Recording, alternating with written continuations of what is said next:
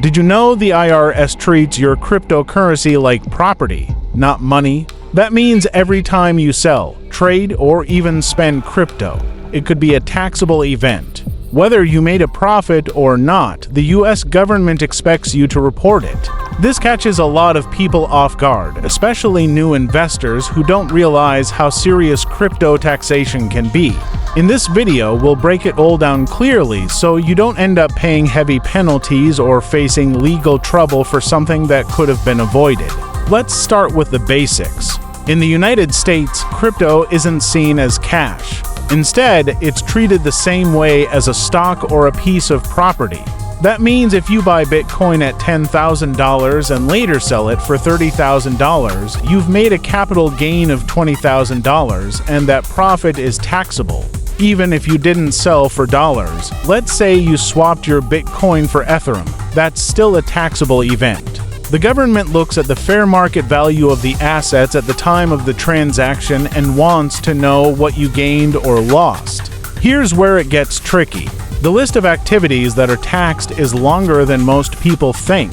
If you sell crypto for fiat currency, you get taxed. If you trade one coin for another, you get taxed. If someone pays you in crypto for a freelance job, that's taxable income. Even mining or staking rewards are considered taxable. And if you use Bitcoin to buy a cup of coffee, yes, that too is a taxable moment because you're disposing of an asset.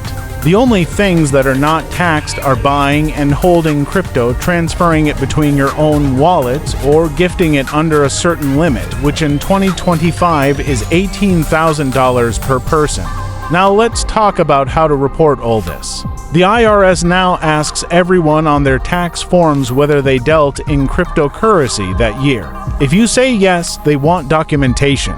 You'll need to report when you bought your crypto, how much you paid when you sold or traded it, and what the value was at that time. That means keeping track of the date, cost basis, and market value. Luckily, there are tools to help with this, like Coinly, Cointracker, or TurboTax Crypto. These platforms can sync with your exchange accounts and automatically prepare your tax forms, including Form 8949, which reports your gains and losses. If you don't report your crypto taxes properly, the penalties can be serious. You might face fines of up to $250,000, audits, or even jail time in cases of fraud. The IRS is working with exchanges like Coinbase and Kraken, and they are now issuing 1099 forms when your transactions go above $600. So even if you try to stay under the radar, chances are the government already knows. But don't worry, there are also legal strategies to reduce your crypto tax bill.